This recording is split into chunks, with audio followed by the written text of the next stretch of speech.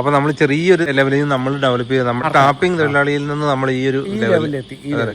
അപ്പൊ എത്ര മണിക്ക് രാവിലെ എണിക്കായിരുന്നു? 2 മണിക്ക് 1000 വരെ വിട്ടായിരുന്നു. 800, 850 തുടങ്ങി 1000 വരെ വെട്ടിയിരുന്നു.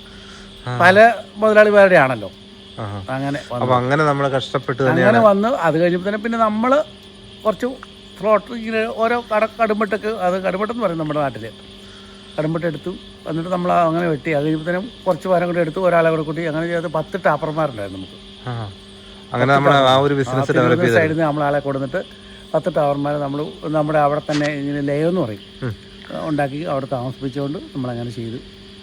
ദൈവം അനുഗ്രഹിച്ച് മക്കളെയൊക്കെ പഠിപ്പിച്ച് നമ്മളിവിടം വരെ എത്തി. അപ്പോൾ നമുക്ക് സ്വപ്നമില്ലാത്തൊരു വീട് നമുക്ക് തീർച്ചയായിട്ടും. ഇതിപ്പോൾ ഇവിടെ വന്ന് കണ്ടവരൊക്കെ പറഞ്ഞതെന്ന് വെച്ചാൽ ഇതിന് പുറമേ കാണുന്നതിലും വലുത് ഇത് അകത്താണെന്ന്. ദൈവം തന്നെ ഒരു വരദാനമാണിത്. ഒത്തിരി കരഞ്ഞിട്ടുണ്ട്, ഒരുപാട് വിഷമിച്ചിട്ടുണ്ട്. പക്ഷേ ആ വിഷമമൊന്നും ഇപ്പം അത് അന്ന് വിഷമിച്ചതൊക്കെ അതിനൊക്കെ വെച്ച് നോക്കുമ്പോൾ ഇപ്പം എവിടെ ഇപ്പം ഞാൻ പറയാമല്ലോ, ഇത് ഞാനൊരു ഓണത്തിനൊക്കെ നമുക്ക് ബോണസ് കിട്ടുന്നൊരു സമ്പ്രദായം നമ്മുടെ നാട്ടിലുണ്ടല്ലോ. ആ ബോണസിന് വേണ്ടിയിട്ട് നമുക്ക് കിട്ടത്തില്ല. അപ്പോൾ നമ്മൾ ഒരു വർക്കറല്ലേ ഉള്ളൂ, ഒരു ടാപ്പറ വെച്ച് കഴിഞ്ഞാൽ അയാൾക്കും തരാൻ പറ്റത്തില്ല. പക്ഷെ ഞാനിപ്പോൾ എൻ്റെ ഓഫീസ് സ്റ്റാഫിന് നമ്മൾ കൊടുക്കുക. അപ്പോൾ അത്രയും ദൈവം നമ്മളെ വളർത്തിയില്ലേ. അന്നൊരു 500 രൂപ കിട്ടാൻ കൊതിച്ചൊരു കാലം ഉണ്ടായിരുന്നു എനിക്ക്. ഇപ്പം ആ 500-ന് ഞാൻ 50,000 കൊടുക്കുന്നുണ്ട്. ദൈവം തന്നതാണ്. അത് സന്തോഷത്തോടെ ഞാൻ പറയാം, ദൈവം തന്നതാണ്. ഇപ്പം എൻ്റെ മക്കൾ 5 ലക്ഷം കൊടുക്കുന്നുണ്ട്. അതെന്തുകൊണ്ടാണ്? ഞാൻ കാണിച്ച വഴി അവർ പോയി. അപ്പം അവരും ദൈവത്തിന് ഇഷ്ടപ്പെടാത്ത ഒരു വഴിക്ക് അവർ പോകത്തില്ല. അത്രയ്ക്ക് നമ്മൾ ചെറിയതായിട്ട് തുടങ്ങിയതാണ്. ഈ സ്ഥലം കാണാൻ പോരുമ്പോൾ തന്നെ ഞാൻ എന്ന് ഈ OLX നോക്കും. OLX നോക്കുമ്പോൾ പെട്രോൾ ചോദിക്കുക, എന്തിനാണ് ചോദിക്കുന്നത്? അതല്ലടി, എപ്പോഴും നമുക്ക് ഈശോ സഹായിക്കുന്ന അർത്ഥമില്ലെന്ന് പറയും. ഒരു പൈസ പോലും കയ്യിലില്ല. പക്ഷേ ഞാനിങ്ങനെ നോക്കിക്കൊണ്ടേ ഇരിക്കുക. അങ്ങനെ ഒരു ദിവസം ഇറങ്ങി ഇങ്ങോട്ട് വന്ന് ഒരു 3 സ്പോട്ട് മനസ്സിൽ കണ്ടു. അങ്ങനെ വന്ന് കണ്ടാണ് ഈ സ്ഥലം വാങ്ങുന്നത്. 2 കണ്ട് ഇഷ്ടപ്പെട്ടില്ല. ഇവിടെ വന്നു, അവിടെ വന്ന് കണ്ട് കഴിഞ്ഞപ്പോൾ തന്നെ എനിക്ക് ഭയങ്കരമായിട്ട് ഇഷ്ടപ്പെട്ടു. ഓക്കെ, അതിപ്പം നമ്മളിവിടെ ഇത്രയും ഇതാവുന്നത് നമ്മൾ ഓർത്തതല്ല, പക്ഷേ ഇത് ദൈവത്തിൻ്റെ ഒരു പരിപാലനമാണ്. അപ്പം ഞാൻ ആരായിരുന്നു അറിയാവുന്നവർക്കല്ലേ അറിയത്തുള്ളൂ ഞാൻ എത്ര എത്തി എന്നുള്ളത്. എനിക്കറിയാം, നമ്മളൊന്നുമല്ല. പക്ഷേ അതാണ്, ഒരു മകളും ഒരു മകനുമാണ് ഉള്ളത്. ദൈവത്തോട് പ്രാർത്ഥിക്കുക, എൻ്റെ കർത്താവേ നീ എനിക്കിത് തന്നിട്ടുണ്ട്, ഇത് സഹിക്കാനുള്ള കാര്യത്തിനും കൂടി നീ തന്നല്ലോ. അതാണ് നമുക്ക് വേണ്ടത്. ഏത് കാര്യത്തിനും നമുക്ക് ചിലപ്പം നമ്മൾ ഇന്നിപ്പോൾ പറയുക, എൻ്റെ ദൈവമേ എനിക്ക് ഇന്നൊരു 5 കിലോ അരി വാങ്ങിക്കാനുള്ള പൈസ തരണമെന്ന് പറയും. പക്ഷെ നമുക്ക് 1 കിലോ ആട്ട മേടിക്കാനുള്ള പൈസ കിട്ടുള്ളായിരിക്കും. പക്ഷേ 5 കിലോ കിട്ടാതെ നമ്മൾ തെറി പറയരുത്. അതാണ് എൻ്റെ തിയറി. ആട്ട തന്നില്ലേ, പട്ടിണിയല്ലല്ലോ. നമുക്കന്ന് ആട്ടയായിരിക്കും വേണ്ടത്. അതാണ് എൻ്റെ അനുഭവം പഠിപ്പിച്ചതാണ്. എൻ്റെ അപ്പനും പഠിപ്പിച്ചത് തന്നെയാണ്. നമ്മൾ ശരിക്കും കഷ്ടപ്പെട്ട് തന്നെയാണ് അവരെ കഷ്ടപ്പെട്ട് തന്നെ വളർന്ന. കഷ്ടപ്പെട്ട് ഒരു പൈസ പോലും ആർക്കും കൊടുക്കാനുമില്ല. നമ്മൾ കള്ളത്തരമില്ല. നേരെ കുമ്പസാരക്കുട്ടിയിൽ നിന്നാണ് ഉണ്ടായത് ഈ വെളിപാട്. കുമ്പസാരക്കുട്ടി എന്ന് പറഞ്ഞാൽ ചേട്ടാ ആത്മഹത്യ ചെയ്യേണ്ട അവസരങ്ങൾ ചേട്ടന് വരും. ഏകദേശം ഒരു 12 വർഷം മുമ്പാണ് അത്. ചേട്ടന് ആത്മഹത്യ ചെയ്യേണ്ട സമയം വരും. പക്ഷേ ചേട്ടൻ ആത്മഹത്യ ചെയ്തേക്കാം, ചേട്ടനൊരു രാജാവിനെ പോലെ ജീവിക്കേണ്ട ഒരു സമയം വരുമെന്ന് പറഞ്ഞു. അത് ചേട്ടൻ അതിനുവേണ്ടി പ്രാർത്ഥിച്ച് ഒരുങ്ങിക്കൊള്ളാൻ പറഞ്ഞു. അന്ന് മുതൽ അതിന് മുമ്പ് എനിക്ക് ഈശോയിൽ വിശ്വാസമായിരുന്നു, പരിസ്ഥിതി അമ്മയിൽ വിശ്വാസമായിരുന്നു. അതായപ്പം ദൈർഘ്യം കൂടുതൽ അങ്ങോട്ട് അടുക്കും ചെയ്ത് അകലുമല്ല ചെയ്തേ. ആ ഒരു വെളിപാടാണ് എന്നെ ഇവിടെ എത്തിച്ചത്.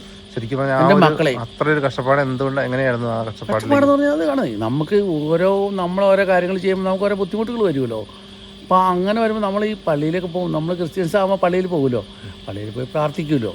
പ്രാർത്ഥിക്കുമ്പോൾ ഇങ്ങനെ നമ്മൾ സംസാരിക്കുമ്പോൾ പറഞ്ഞാണ് എനിക്ക് ഒരുപാട് വിഷമങ്ങളാണ്, മക്കളൊക്കെ ഇങ്ങനെയുണ്ട്, നമുക്ക് ഉദ്ദേശിച്ച ഒരു ജീവിതത്തിൽ വീട് കാര്യങ്ങളൊന്നും സെറ്റപ്പ് ആകുന്നൊന്നുമില്ല, എന്ത് ചെയ്താലും പൊളിഞ്ഞു പോവുകയാണെന്നൊക്കെ പറഞ്ഞു. അപ്പോൾ ടാപ്പിങ്ങിൽ നിന്ന് കയറി വന്നു കഴിഞ്ഞിട്ട് ഒരു തോട്ടം എടുത്ത് കഴിയുമ്പോൾ മൊത്തം പൊളിഞ്ഞു പോയി. 10-20 ലക്ഷം രൂപ പോയി. അപ്പം ഒന്നുമില്ലാത്തതിന് 20 ലക്ഷം കടവന് എന്ത് ചെയ്യാൻ പറ്റും? ആത്മഹത്യ. ഇപ്പം ശരിക്കും പറഞ്ഞു കഴിഞ്ഞാൽ ദൈവവിശ്വാസത്തിൽ ആത്മഹത്യ ചെയ്യുള്ളൂ. പക്ഷെ ഞാൻ ആത്മഹത്യ ചെയ്തേ, ഞാൻ ദൈവത്തോട് പ്രാർത്ഥിക്കാതെ. അത് കഴിഞ്ഞിട്ട് വീണ്ടും ഡെവലപ്പായി കയറി വന്നു കഴിഞ്ഞിട്ട് 2 വർഷം വീണ്ടും പൊട്ടിപ്പൊളിഞ്ഞ് മൊത്തം തകർന്നു പോയി. കഴിഞ്ഞാൽ പിള്ളേരുടെ പഠിത്തം എല്ലാ കാര്യങ്ങളും ഉണ്ടായിരുന്നു. പക്ഷേ ഞാൻ കുറച്ച് വഴികളൊക്കെ അവിടെ നിന്ന് മേടിക്കുക, അവിടെ നിന്ന് മേടിക്കുക. പക്ഷേ അതൊന്നും വേണ്ടായിരുന്നു. ലോൺ പോലും എടുക്കാതെ എൻ്റെ മക്കളെയും പഠിപ്പിച്ച് എല്ലാ കാര്യങ്ങളും ഞാൻ. പിന്നെ എനിക്കൊരു ഒരു 5-6 നല്ല സഹപ്രവർത്തകരും ടാപ്പിംഗ് തൊഴിലാളികൾ അവർ എനിക്ക് വേണ്ടിയിട്ട് വർക്ക് ചെയ്തു. അവരുടെ എല്ലാ കാര്യത്തിലും ഞാൻ ഇടപെട്ടു. വീടില്ലാത്തവന് വീട് വെക്കാൻ സഹായം ചെയ്തു കൊടുത്തു, ചികിത്സാ സഹായം ചെയ്തു കൊടുത്തു, എല്ലാം ചെയ്തു. അവർ വർക്ക് ചെയ്തു തന്നു. അതാണ് എൻ്റെ ഉത്ഭവം. നമുക്ക് മറക്കാൻ പറ്റിയല്ല, അത്ര ഇതായിട്ടാണ് അതിൽ നിന്ന് കയറി വന്നതാണ് ഇത്. അത്ര കഷ്ടപ്പാടിലൂടെ നമ്മൾ കടന്നു വന്നിട്ടാണ് അല്ലേ. ഇപ്പം നമ്മുടെ മക്കളായപ്പോഴത്തേനും എനിക്ക് 30 തന്നെങ്കിൽ മക്കൾക്ക് 3 ലക്ഷം കൊടുത്തു. നമുക്ക് എന്താണെന്ന് വെച്ചാൽ നമുക്കൊന്നും അഹങ്കരിക്കാനില്ല, എല്ലാം ഒരുപോലെയാണ്, സന്തോഷമാണ്. ഒരാളുടെ കണ്ണീര് നമ്മൾ കാണാതെ പോകാറില്ല. നമ്മൾ പിന്നെ വേറെ കാര്യമുണ്ട്, നമ്മൾ ചെയ്യുന്ന സഹായങ്ങൾ നമ്മൾ പുറത്ത് പറയാറില്ല. ഒരു വീട് വെച്ച് കൊടുത്തിട്ടുണ്ടെങ്കിൽ 10 പേരെ വിളിച്ച് അതിൻ്റെ കാര്യങ്ങൾ പ്രൊമോഷൻ ചെയ്യാറില്ല. ഒരു സ്റ്റുഡൻറ്റിന് പഠിക്കാൻ വേണ്ടിയിട്ടുള്ള ഫീസ് അടച്ചിട്ടുണ്ടെങ്കിൽ അതിൻ്റെ കാര്യങ്ങൾ പ്രൊമോഷൻ ചെയ്യാറില്ല. ഇപ്പോഴും നമ്മൾ 10-12 വീടുകൾ നമ്മൾ വെച്ച് കൊടുത്തിട്ടുണ്ട്, ഒരുപാട് സ്റ്റുഡൻസിന് ചെയ്തിട്ടുണ്ട്. പക്ഷേ ആ കൊടുത്തവരും നമ്മളുമായിട്ട് അറിയുന്നല്ലാതെ നമ്മൾ വേറെ മനുഷ്യരോട് സംസാരിക്കാറില്ല. ഇതിൻ്റെ ആവശ്യമില്ല. കാരണം നമ്മളും ഒരുപാട് സാഹചര്യങ്ങളിലൂടെ കടന്നു പോയതാണ്, നമുക്കറിയാം. അതുകൊണ്ട് നമ്മൾ ആ രീതിയിൽ പോകും. അത്രയേ ഉള്ളൂ. അതാണ് നമ്മുടെ ഒരു രീതി എന്ന് പറയുന്നത് അല്ലേ. അതാണ് മോൻ പറഞ്ഞപ്പോഴും മനസ്സിലായല്ലോ. നമ്മളൊരു സഹായം ചെയ്യുമ്പോൾ ഒരുപാട് പേരോട് പറഞ്ഞുകൊണ്ട് ഒരിക്കലും നമ്മൾ ആരെയും അറിയിക്കത്തില്ല. ആൾക്കാർ പറഞ്ഞു ചോദിക്കാം നിങ്ങളാണത് കൊടുത്തേ എന്ന് ചോദിച്ചു കഴിഞ്ഞാൽ അങ്ങനെ പറഞ്ഞു അന്നേ നമ്മൾ ചോദിക്കാറുള്ളൂ. കാരണം എന്താണെന്ന് വെച്ച് കഴിഞ്ഞാൽ നമ്മൾ പബ്ലിസിറ്റിക്ക് വേണ്ടി ചെയ്തത്. ദൈവം തന്നപ്പം വിളിച്ചു പോയിട്ടാണ് തന്നത്. നമ്മുടെ ചിന്ത അതാണ്, ഞാൻ ആഞ്ചലോയ്ക്ക് ഇത്രയും കൊടുക്കാൻ പോവുക എന്ന് പറഞ്ഞിട്ടല്ല തന്നത്. കിട്ടിക്കഴിയുമ്പോൾ തമ്പുരാൻ തന്നത് നമ്മൾ ഓർക്കണേ അല്ലേ. അതാണ് നമ്മുടെ ജീവിതം. അതുകൊണ്ട് നമ്മൾ ആരും അറിയരുത്. നമ്മൾ ആഗ്രഹിച്ച പോലെ നമുക്കൊരു വീട്, ബൈബിളിൽ പറയുന്ന പോലെ ഇടം കൈ കൊടുക്കുന്നത് വലം കൈ അറിയരുത്. നമ്മൾ അങ്ങനെയേ ഉള്ളൂ. എൻ്റെ മക്കളും അത് തന്നെയാണ്. ഞാൻ പറഞ്ഞു കൊടുത്തതുപോലെ തന്നെ അവർ 2 പേരും മുന്നോട്ട് പോയിക്കൊണ്ടിരിക്കുന്നത്. അതിൻ്റെ ഉയർച്ചയാണ് വീണ്ടും വീണ്ടും നമ്മൾ ഉയർന്നുകൊണ്ടിരിക്കുന്നത്. പാവപ്പെട്ട ആളുകളുടെയൊക്കെ ആ ഒരു ബുദ്ധിമുട്ട് നമ്മൾ കാണാൻ കണ്ണുനീരും നമ്മുടെ വീട്ടിൽ വിടാൻ നമ്മൾ സമ്മതിക്കത്തില്ല. ഒരു കണ്ണുനീരും ഏത് രോഗാവസ്ഥയാണെങ്കിലും, വീടില്ലാതെ വന്നാലും, പഠിക്കാനില്ലാതെ വന്നാലും, ഭക്ഷണം ഇല്ലാതെ വന്നാലും നമ്മൾ നമ്മുടെ കയ്യിൽ, അതെന്നോട് വന്ന് പറഞ്ഞതാണ്. ഒരാൾ വന്ന് സഹായം ചോദിച്ചാൽ പേഴ്സിൽ ഉള്ളെടുത്ത് കൊടുക്കാൻ ഐശ്വ പറഞ്ഞു. അന്ന് മുതൽ ഇന്ന് വരെ ചിലപ്പോൾ നമ്മുടെ പോക്കിൽ 1000 കാണും, 2000 കാണും. അവന് അത് അർഹതപ്പെട്ടതാണ് 2000 എടുത്ത് കൊടുക്കുക. പിന്നെ ഒന്നുമില്ല, നമുക്കൊരു ചായ കുടിക്കാൻ പൈസ ഇല്ല. ഈ സമയം വരെ, ഇപ്പോൾ 62 വയസ്സായിരിക്കും, ഈ സമയം വരെ ഞാനും അതെ എൻ്റെ മക്കളും അതെ ആ രീതിയിൽ തന്നെയാണ് പോയിക്കൊണ്ടിരിക്കുന്നത്. ഇനി മരണം വരെ ഞാൻ, എൻ്റെ മക്കൾ, എൻ്റെ കുടുംബം, അത് എല്ലാ കഷ്ടപ്പാടുകളും നമുക്ക് മാറുന്ന ഒരു കാലം. കഷ്ടപ്പാടൊന്നുമല്ല സത്യം. എന്ന് വെച്ചാൽ കഷ്ടപ്പാടെന്ന് പറഞ്ഞു കഴിഞ്ഞാൽ അത് നമ്മൾ നോക്കുമ്പോഴാണ് കഷ്ടപ്പാട്. നമ്മൾ നോക്കുമ്പോൾ കഷ്ടപ്പാടാണ്, പക്ഷെ അത് കഷ്ടപ്പാടല്ല. ഒരു എക്സാമ്പിളായിട്ട് നമുക്ക് ചിന്തിക്കേണ്ട കാര്യം, ഇപ്പം സ്കൂളിൽ പോകാൻ ഇപ്പോൾ ഈയിടെയാണ്, ഇപ്പം സ്കൂൾ തുറക്കുന്ന കാര്യങ്ങളൊക്കെയാണ്. അപ്പോൾ നമ്മളൊരു 5-6 കുട്ടികൾക്ക് നല്ല ബാഗ്, സ്ലേറ്റ്, ബോക്സ് കാര്യങ്ങൾ അങ്ങനെയൊക്കെ മേടിച്ചു കൊടുത്തപ്പോൾ ഇത് നമ്മൾ മീഡിയയൊക്കെ വിളിച്ച് നാട്ടുകാരെയൊക്കെ അറിയിച്ച് നമ്മളിത് മേടിച്ച് കൊടുക്കുകയാണെന്നിരിക്കട്ടെ. ഇപ്പം ഞാനും പണ്ട് ചെറുപ്പത്തിൽ പുതിയ ഉടുപ്പോ അല്ലെ പുതിയ സ്ലേറ്റോ പുതിയ പെൻസിലോ ഒക്കെ കിട്ടുമ്പോൾ വലിയ സന്തോഷത്തോടെ സ്കൂളിൽ കൊണ്ടുപോവുകയും കൂട്ടുകാരെ എടുത്ത് കാണിക്കുകയൊക്കെ ചെയ്യാറുണ്ടായിരുന്നു.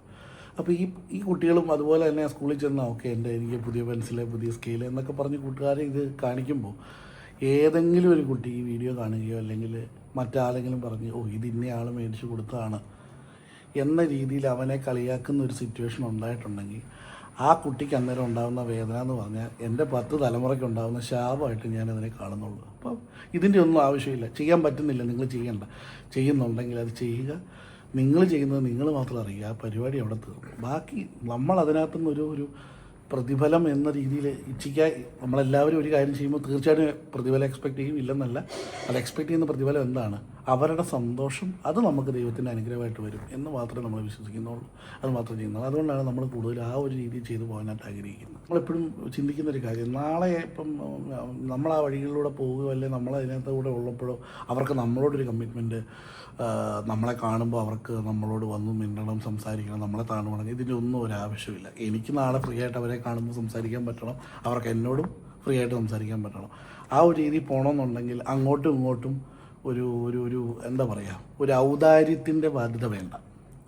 അത് നമുക്ക് അവരെക്കാളും ദൈവകൃപ കൊണ്ട് കുറച്ച് കാര്യങ്ങൾ ദൈവം കൂടുതലായിട്ട് നമുക്ക് തന്നിട്ടുണ്ടെങ്കിൽ അത് നമ്മൾ അവരുമായിട്ട് ഷെയർ ചെയ്യുന്നു. പക്ഷെ അത് ഷെയർ ചെയ്യാൻ വേറെ ഒരുപാട് മാർഗ്ഗങ്ങളുണ്ട്.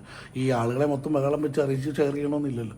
അത് നമ്മൾ ചെയ്യുന്നു എന്നുള്ളത് മാത്രമേ ഉള്ളൂ. അതിനർത്ഥം ഞാനും അവരുമായിട്ട് വേറൊരു അവരെന്നിലേക്ക് താഴെയാകുന്നെന്നോ അല്ലെങ്കിൽ ഞാൻ അവരിൽ മുകളിലാകുന്നെന്നോ ഒന്നുമില്ല. നമ്മളെല്ലാവരും ഈക്വലാണ്. അപ്പം നാളെ അങ്ങനെ ഒരു സമത്വം അവിടെ ഉണ്ടാവണമെങ്കിലോ അല്ലെ അവർക്ക് എന്നോട് ഫ്രീ ആയിട്ട് ഇടപെടണമെങ്കിലോ ഇത് ഞാൻ ചെയ്തതാണെന്ന് അവർ അറിയാതിരിക്കുക എന്നുള്ളതാണ് ഏറ്റവും ബെറ്റർ. അത് നമ്മളെപ്പോഴും ഞാനാണെങ്കിലും ഫാദറാണെങ്കിലും അതെ നമ്മളെപ്പോഴും പറയുന്നൊരു കാര്യമാണ്. നമ്മുടെ പേരുകളോ മറ്റു കാര്യങ്ങളോ ഒന്നിനും വേണ്ട, നമുക്കല്ലാത്ത രീതിയിൽ ഈ രീതി ചെയ്ത് കഴിഞ്ഞാൽ ഉള്ളതെന്ന് ഇവരുമായിട്ടുള്ള ബന്ധം നമുക്ക് പോകുന്നില്ല.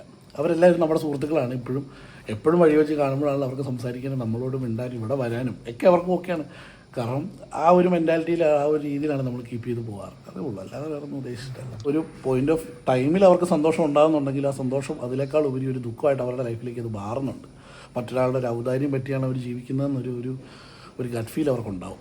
കഷ്ടപ്പാടില്ലാത്ത മനുഷ്യരിൽ എത്ര ബിസിനസ്സുകാരന് ഉറങ്ങാൻ പറ്റുന്നില്ല, അവനൊരു ഉറക്കമാണ് പ്രശ്നം. അതെന്ത് പറഞ്ഞ പോലെ തന്നെയാണ്. പക്ഷെ എന്താ വെച്ചാൽ നമ്മൾ പണത്തിലല്ല, നമ്മളെന്ന് വെച്ചാൽ സഹജീവികളോടുള്ള ആ സ്നേഹം, നമ്മളാരായിരുന്നു എന്നുള്ളത് കാണണം. നമ്മൾ മുഖാന്തരം എൻ്റെ കണ്ണിൻ്റെ മുമ്പിൽ അവൻ ആരായിരുന്നു എന്ന് നമ്മൾ നോക്കിച്ച് അവന് വേണ്ടത് ചെയ്തു കൊടുക്കുക. അതാണ് ദൈവം പഠിപ്പിച്ചത്. ഈശോ നമുക്കല്ലേ തന്നത്, അവനല്ലല്ലോ കൊടുത്തത്. എന്തിനാ നമുക്ക് തന്നത്? അവന് കൊടുക്കാൻ, അത് കൊടുക്കണം. അത് കൊടുക്കാത്തവൻ നമ്മൾ ക്രിസ്ത്യൻ അല്ല. അല്ല, ഞാൻ പറഞ്ഞത് ഇപ്പോൾ ഇതിലൊക്കെ ഈ വിശന്നിരിക്കുന്നവൻ്റെ അടുത്ത് നമ്മൾ വേദം ഓതിയിട്ട് കാര്യമില്ല എന്ന് പറഞ്ഞാൽ, ഇപ്പം വീട് ആവശ്യമുള്ളവന് അവനാ വീടെന്നുള്ളതാണ് അവൻ്റെ നീഡ്, അതിനൊരു ഹെൽപ്പ് ചെയ്യുക എന്നുള്ളതാണ്. അതുപോലെ തന്നെ 10,000 രൂപ ആവശ്യമായിട്ട് വരുന്നവന് അവനാ 10,000 രൂപയാണ് ആവശ്യം. അവനോട് മറ്റ് വിശ്വാസത്തെക്കുറിച്ച് പറഞ്ഞിട്ടോ അല്ലെങ്കിൽ നമ്മുടെ കഥ പറഞ്ഞിട്ടോ ഒന്നും ഒരു കാര്യമില്ല. അവനെ സംബന്ധിച്ചിടത്തോളം 10,000 രൂപയാണ് അവൻ്റെ പ്രശ്നം. അപ്പോൾ ഞങ്ങൾ എപ്പോഴും ശ്രദ്ധിച്ചൊരു കാര്യം, നമ്മൾ ആ പ്രശ്നത്തെ പരിഹരിക്കാൻ പറ്റുമോ അത് നമ്മൾ പരിഹരിക്കും. അത് നമുക്ക് കൊടുത്തു തീർക്കാൻ പറ്റുന്നൊരു കാര്യമാണോ, അല്ലെങ്കിൽ അവനൊരു ഭവനമാണോ അത് നമുക്ക് ചെയ്യാൻ പറ്റുന്നതാണോ, അത് നമ്മൾ ചെയ്യുന്നു. അതിനുശേഷം പിന്നെ അവൻ്റെ ഉത്തരവാദിത്തമാണ്. ഇപ്പം നമ്മൾ എഡ്യൂക്കേഷന് വേണ്ടി സഹായിക്കുന്ന കുട്ടികളാണ് നമ്മൾ പറയുന്നൊരു കാര്യം, നിങ്ങൾ ഞങ്ങളോട് ഒരിക്കലും കമ്മിറ്റ്മെൻറ്റ് ചെയ്യണ്ട. പക്ഷെ നാളെ നിങ്ങൾക്കൊരു ജോലി കിട്ടിക്കഴിയുമ്പോൾ നിങ്ങളും ഇതുപോലൊരു 10 പേർക്ക് നിങ്ങൾ ഫീസ് അടച്ച് അവരെ എഡ്യൂക്കേഷന് ഹെൽപ്പ് ചെയ്യുക. അങ്ങനെ നിങ്ങൾ ഡെവലപ്പ് ചെയ്യുക. നമ്മളെപ്പോഴും അതേ പറയുന്നുള്ളൂ. കാരണം നമ്മൾ പോയ സാഹചര്യങ്ങളും നമ്മൾ പോയ കാര്യങ്ങളും നമുക്ക് നമ്മുടെ മാതാപിതാക്കളിൽ നിന്ന് കിട്ടിയേക്കുന്ന കാര്യങ്ങളും നമ്മൾ മാക്സിമം ആളുകളിലേക്ക് എത്തിക്കുക എന്നുള്ളത് മാത്രമേ ഉള്ളൂ. നമ്മൾ ആരോടും മേന്മ പറയാൻ പോകാറില്ല. അവനവൻ്റെ കാര്യങ്ങൾ നോക്കുക, അവനവൻ്റെ ജീവിതം ജീവിക്കുക, അത്രേ ഉള്ളൂ. നമുക്ക് ആരോടും വിരോധങ്ങളില്ല, പ്രശ്നങ്ങളില്ല. സമാധാന അന്തരീക്ഷത്തിൽ സന്തോഷമായിട്ട് ഉള്ള ജീവിതം ജീവിക്കുക, അത്രേ ഉള്ളൂ. അതാണ് നമ്മൾ പ്രതീക്ഷിക്കാത്ത രീതിയിൽ നമുക്കൊരു വിജയം നമുക്ക് വരും. അത് ജാതിയും മതമൊന്നുമല്ല, സർവശക്തനായ ദൈവം. ആ ദൈവത്തിൽ വിശ്വസിച്ച് കൈകൂപ്പിയാൽ കുമ്പിട്ട് നിന്നാൽ നമുക്ക് പിന്നെ വേറൊരിടത്തും കൈനീട്ടാനോ കുമ്പിടാനോ അവസരം വരത്തില്ല. കാരണം നമുക്ക് ആവശ്യമുള്ളത് അറിയുന്നവനാണ് ദൈവം, അവൻ തരുന്നത് നമുക്ക്. അതാണ് എൻ്റെ ജീവിതം എന്നെ പഠിപ്പിച്ചത്. ഈ 62 വയസ്സുകൊണ്ട് ഞാൻ പഠിച്ച പാഠം അതെൻ്റെ മക്കളോടും ഞാനത് പറഞ്ഞിട്ടുണ്ട്. അവരും അവരുടെ ആൾക്കാരോട് അവൻ പറഞ്ഞുകൊണ്ട് നിൽക്കുവാണ്. അതാണ് നമുക്ക് പറയാനുള്ളത്. ആൽബർട്ടാനും ചെറുപ്പത്തിൽ ഒത്തിരി കഷ്ടപ്പാടുകളിലൂടെയാണ് വന്നതെന്ന് ഇപ്പോൾ പപ്പ പറഞ്ഞല്ലോ. അപ്പോൾ ആ ഒരു കഷ്ടപ്പാടുകളൊക്കെ ഓർക്കുമ്പോൾ ഇപ്പോൾ നമുക്കെല്ലാം ആ ഒരു വലിയൊരു വിജയം തന്നെയാണ് ഇപ്പോൾ നമുക്ക് ഇത്രയും കാലത്തിനിടയ്ക്ക് ചെറിയൊരു ഇതിൽ തന്നെ നമുക്ക് നേടാനായിട്ട് പറ്റിയത്. കാരണം ആ ഒരു നമ്മുടെ ഒരു ഡെഡിക്കേഷനാണ് അതിനകത്ത് സൂചിപ്പിക്കുന്നത്. എന്ത് തളർച്ച ഉണ്ടായാലും നമ്മൾ അതിജീവിച്ച് മുന്നേറുക എന്നുള്ള 2 കാര്യങ്ങളാണ്. ഒന്ന്, നമ്മുടെ പ്രശ്നങ്ങൾ എപ്പോഴും നമ്മുടെ മാത്രം പ്രശ്നങ്ങളാണ്. അത് മറ്റൊരാളോട് എനിക്ക് ഇന്ന വിഷമത്തിലൂടെയാണ് ഞാൻ പോകുന്നതെന്ന് പറയുന്നതിനേക്കാൾ ഉപരി ഞാൻ എപ്പോഴും ചിന്തിക്കുന്നൊരു കാര്യം, സന്തോഷത്തെ മറ്റുള്ളവർക്ക് ഷെയർ ചെയ്യുക, സങ്കടങ്ങളെ അവനവൻ്റേത് മാത്രമാക്കി എടുക്കുക. ഞാൻ എപ്പോഴും ഫോളോ ചെയ്തേക്കുന്ന ഒരു കാര്യം ഇതാണ്. സന്തോഷങ്ങൾ നമ്മൾ ഷെയർ ചെയ്യുമ്പോൾ നമ്മളെ ചുറ്റിപ്പറ്റി അല്ല നമ്മുടെ സന്തോഷം ആഗ്രഹിക്കുന്നവർക്ക് അവർക്കൊരു ഹാപ്പി മൊമെൻ്റ് ആണ്. നമ്മളത് കൊടുക്കുക. വിഷമങ്ങളെന്നും പേഴ്സണലായിട്ട് ഡീൽ ചെയ്യാൻ ശ്രമിക്കുക. ഇങ്ങനെ ചെയ്യുന്നതോടുകൂടി നമ്മൾ സ്നേഹിക്കുന്നവരെപ്പോഴും ഹാപ്പി ആയിട്ടിരിക്കും. നമ്മൾ സ്നേഹിക്കുന്നവർ ഹാപ്പി ആയിട്ടിരിക്കുമ്പോൾ നമുക്കെപ്പോഴും ഒരു പോസിറ്റിവിറ്റി ആയിരിക്കും. ആ ഒരു പോസിറ്റിവിറ്റിയിൽ നിന്ന് വളരുക. പിന്നെ എൻ്റെ ഒരു വിശ്വാസപ്രകാരം ദൈവം എല്ലാ മനുഷ്യനും ഒരു അവസരം കൊടുക്കും. ആ അവസരത്തെ നല്ല രീതിയിൽ വിനിയോഗിക്കുക.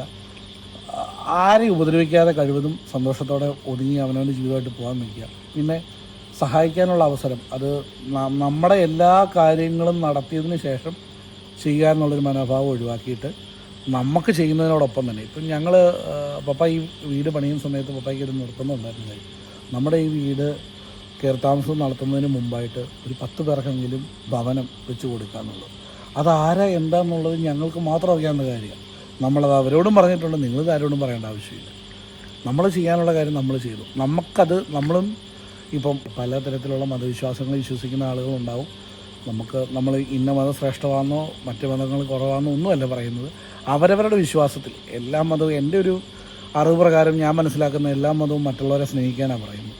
അപ്പം നമ്മൾ ആ കാര്യങ്ങൾ ചെയ്യുക, അവനവൻ്റെ ജീവിതം സന്തോഷത്തിൽ പോവുക. പിന്നെ നമ്മുടെ ഉത്തരവാദിത്തങ്ങൾ, ഇപ്പോൾ എൻ്റെ ഉത്തരവാദിത്തം എന്ന് പറഞ്ഞാൽ എൻ്റെ കുടുംബം, എന്നെ വിശ്വസിച്ച് ജോലി ചെയ്യുന്ന ആൾക്കാർ, അവരുടെ കുടുംബങ്ങൾ, പിന്നെ നമുക്ക് സഹായം ചെയ്യാനായിട്ട് നമ്മളിലേക്ക് വരുന്ന ആളുകൾ, ഇതാണ് എൻ്റെ ഉത്തരവാദിത്തം. ആ ഉത്തരവാദിത്തങ്ങൾ എനിക്ക് പറ്റുന്നത് പോലെ ഞാൻ നിർവഹിക്കുക. ആരോടും ഒന്നും മേന്മ പറയാൻ നമുക്കൊന്നുമില്ല.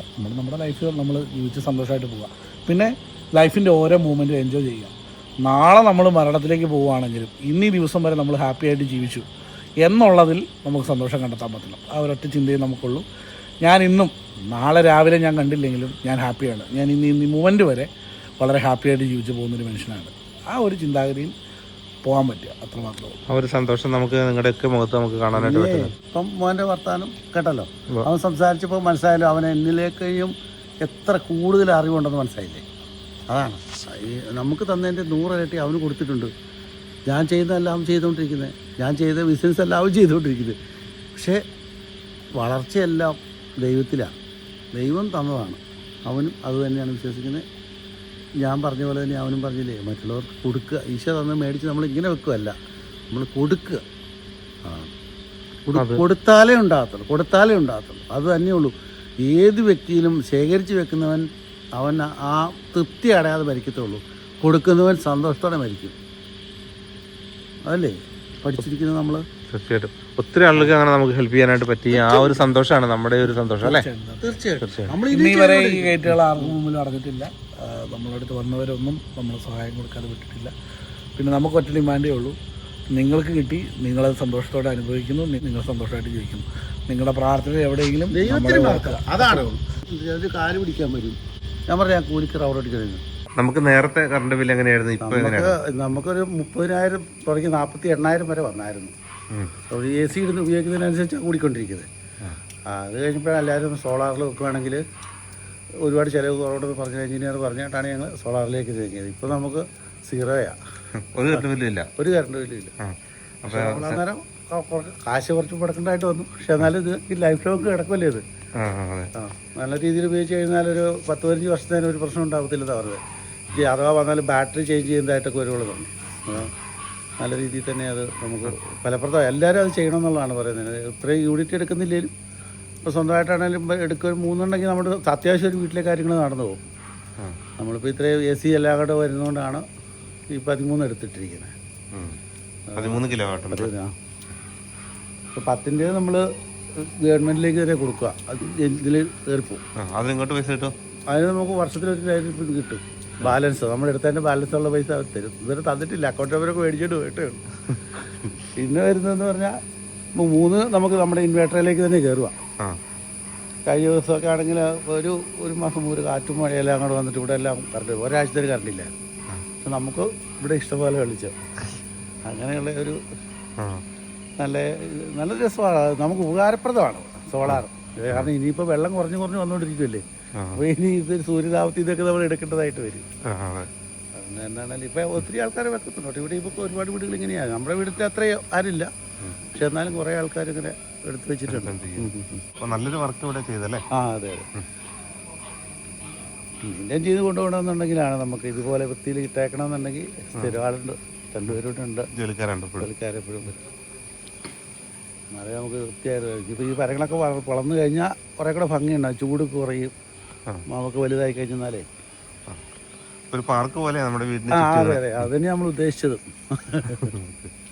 അതുപോലെ ഇവിടെ വന്നിരിക്കാനായാലും കല്ല് വൈകിട്ട് ചുമ്മാ വർത്താനമൊക്കെ പറഞ്ഞിരിക്കാനായിട്ടേ ഞങ്ങൾ ഇടയ്ക്ക് വന്നിരിക്കും. മക്കളൊക്കെ വന്നു കഴിയുമ്പോഴേ ഇവിടെ വന്നിരിക്കും. ഫ്രണ്ട്സൊക്കെ വരുമ്പോൾ ചൂടാകില്ല. ഇത് സ്പെഷ്യൽ കല്ലാണ്. ഇത് ചൂടാകില്ല, വെയിലത്ത് വന്നിരുന്നാലും ചൂടാകത്തില്ല. അങ്ങനത്തെ കല്ല. വിശാലമായ ഏരിയയാണ്. ചെറിയൊരു ഫംഗ്ഷനൊക്കെ നടത്താം. ചെറിയ തോതിലെ കൃഷിയും അപ്പുറത്തേക്കുണ്ട്. അവിടെ നമ്മൾ പച്ചക്കറി നമുക്ക് നാച്ചുറൽ നല്ല, പക്ഷെ വളമിടാതെ നല്ല സാധനം കിട്ടുമല്ലോ. ചാണകപ്പൊടി മാത്രം ഇട്ടിട്ട് നമ്മുടെ യാതൊരു രാസവളം ഇല്ലാതെ. അതെ. അവിടെ വാഴക്കൊലകളൊക്കെ അങ്ങനെ അതും എല്ലാം അങ്ങനെ കപ്പയിട്ടതാണല്ലോ. അതെ, നമ്മുടെ ആവശ്യങ്ങൾ നമ്മളിവിടെ ഉണ്ടാക്കിയെടുക്കും. അതൊന്നും പിന്നെ കുഴപ്പമില്ലല്ലോ. മറ്റേ നമ്മൾ പച്ചക്കറി മേടിച്ച് കഴിഞ്ഞാൽ പുറത്തുനിന്ന് മേടിക്കുന്നത് എന്താണെന്ന് പറയാൻ പറ്റിയല്ലോ. ഇനി അതിനുള്ള പരിപാടികളെല്ലാം തയ്യാറാക്കി നടന്നുകൊണ്ടിരിക്കും. പണിക്കാരുണ്ടല്ലോ, അവർ ചെയ്തോളൂ. അതൊക്കെ മാങ്കോസ്റ്റീനാണോ അവിടെ? അതെ. വേറെ എന്തെങ്കിലും അതുപോലെ മാവ് മാങ്കോസ്റ്റീനൊക്കെ ഉണ്ട്? എല്ലാ തരങ്ങളും ഉണ്ട്. ഓരോന്നേ വെച്ചിട്ടുള്ളതേ ഉള്ളൂ. അല്ലെങ്കിൽ ഒരുപാട് അടുത്ത് പോയാലേ ശരിയാവത്തില്ല. ഒന്നിനും പുറത്തേക്ക് പോകാത്ത വിധത്തിലൂടെ ചടിക്ക് വരെ ഈയുടെ കായ്ച്ചായിരുന്നു. 10-200 കായ ഉണ്ടായിരുന്നു അതിൽ. പ്ലാവാണെങ്കിലും അപ്പുറത്ത് 2 കായ്ച്ചായിരുന്നു. ഇത്രയും ഒക്കെ ആയതേ ഉള്ളൂ. നല്ല വരിക്കാം ഈ ഇതിനകത്ത് തന്നെ അല്ലേ? അങ്ങ് ഇതിൻ്റെ ജംഗ്ഷനിൽ ഇതിപ്പോൾ ഒരേക്കറും 20 സെൻറ്റ് സ്ഥലമുണ്ട്. അത്രയും ഒരു ഏരിയ നമ്മൾ വീട് വെച്ചേക്കുന്നത്. അതെ അതെ. സ്വിമ്മിംഗ് പൂളിൻ്റെ മോട്ടറും കാര്യങ്ങളും, അത്യാവശ്യം ഒരു ഡ്രസ് ചേഞ്ചിങ്ങിനൊരു മുറി. ഇതൊക്കെ ഈ വെള്ളം ക്ലിയർ ചെയ്യുന്ന സ്ഥലമാണത്. അതെ. ഇതിന് നമുക്ക് ക്ലീൻ ആക്കാൻ വേണ്ടി ടോട്ടിലേക്ക് വെള്ളം അങ്ങോട്ട് പൊക്കോളും. ഇത് എൻ്റെ ടാങ്ക്. ഇവിടുന്ന് വെള്ളം കറങ്ങി അടിച്ച് ഈ ടാങ്കിട്ടാണ് ഇവർ തിരിച്ച് വീണ്ടും അങ്ങോട്ട് കയറി പോവുക. 6 മാസത്തിലൊരിക്കൽ ഫുള്ള് വെള്ളം മാറും. അപ്പോൾ അത് വെള്ളം എവിടെ നിന്നാണ് നമ്മൾ എടുക്കുന്നത് ശരിക്കും? നമുക്ക് അവിടെ ഒരു കിണറുണ്ട്. അതിൽ നിന്ന് നമ്മുടെ വരുന്നുണ്ട്. ഇത് അതിനകത്താണ്. അവിടെ നിന്നിട്ട് നേരിട്ട് വരുന്നു. ഇപ്പോൾ ബ്ലോക്ക് ചെയ്ത് വെച്ചേക്കാം. നമുക്ക് വെള്ളം ഉണ്ടല്ലോ. അത് മോട്ടറിൻ്റെ കണക്ഷൻ ഇവിടെ നിന്ന് നമുക്ക് കഴിഞ്ഞ് ഇങ്ങോട്ട് എത്തിക്കും. ഇത് മോട്ടോർ റൂമാണ് അതല്ലേ? അതെ. അപ്പോൾ ഈ സ്വിമ്മിംഗ് പൂളിലെ വെള്ളം എപ്പോഴും ഇങ്ങനെ ക്ലിയർ ചെയ്ത് ഫിൽറ്റർ ചെയ്ത് വരും. അതെ, ഫിൽറ്റർ ചെയ്ത്. അതുകൊണ്ട് എപ്പോഴും നല്ലതാണ്. വൃത്തിയായിട്ട് കിടന്നോളൂ. നമ്മൾ ഇത് ഉപയോഗിച്ചാൽ ഒരു 2.5 മണിക്കൂർ കൊണ്ട് ആ വെള്ളം മുഴുവൻ ഇറങ്ങി അടിച്ചു വരും. പിന്നെ അവിടെ ചെറിയ തോതിലൊരു കൃഷിയൊക്കെ ഉണ്ടല്ലേ? അടുത്ത വിളവിനുള്ള എല്ലാം ഇട്ടിരിക്കുക. എനിക്ക് കുറേ കൂടെ ഉണ്ട്. അവർ ഈ പണിക്കാരൊക്കെ എത്താനല്ലേ അത് ഓരോരോ തിരക്കോ ഈയിടത്ത് ചൂട് കാരണം പുറത്തേക്ക് ഇറങ്ങുന്നില്ലല്ലോ അവരാരും. അതിനിപ്പോൾ എല്ലാം നല്ല പൊക്കമായ ഏരിയായിരുന്നു. ഇപ്പോൾ മഴയൊക്കെ പെയ്ത് ചൂടൊക്കെ പോയി. പെട്ടെന്നായിക്കോ. ഈ പ്രാവശ്യം ചൂട് കൂടുതലല്ലായിരുന്നു. അതിൻ്റെ ഒരു പ്രശ്നം ഉണ്ടായിരുന്നു. ഈ കിണറും മുകളും പോലെ പറയാം. എട്ടരക്ക് പോലും പറയാം. വെള്ളം ഉണ്ടല്ലേ? നിറച്ചെടുക്കും. അതുകൊണ്ട് വെള്ളം നല്ല തണുപ്പ് തെളിഞ്ഞ വെള്ളം കിട്ടും നമ്മൾ. അങ്ങനെയാണ്. അധികം താഴ്ചയില്ലാത്ത കിണറാണ്. നോക്കി ഇവിടെ പോലെ പറയാം. എട്ടരക്ക് പോലെ താഴ്ചയേക്കുന്നത്. ഇത് നമ്മൾ വർഷം ഈ കിണർ താത്തിയിട്ട് ശരിക്കും 2 വർഷം അത്രേ ഉള്ളൂ. നമ്മളെന്ന് പറഞ്ഞാൽ ആദ്യം കിണറുത്ത് ചെയ്തേ. അങ്ങനെ ഇതെല്ലാം ഞങ്ങൾ വെണ്ട വഴുതനയൊക്കെ നട്ടിരിക്കുന്നു. അപ്പോൾ ഇതേപോലെ വ്യത്യസ്തമായ വീടുകളുടെ കാഴ്ചകൾ ഉൾപ്പെടുത്തിയ പുതിയ വീഡിയോയുമായി വീണ്ടും കാണാം.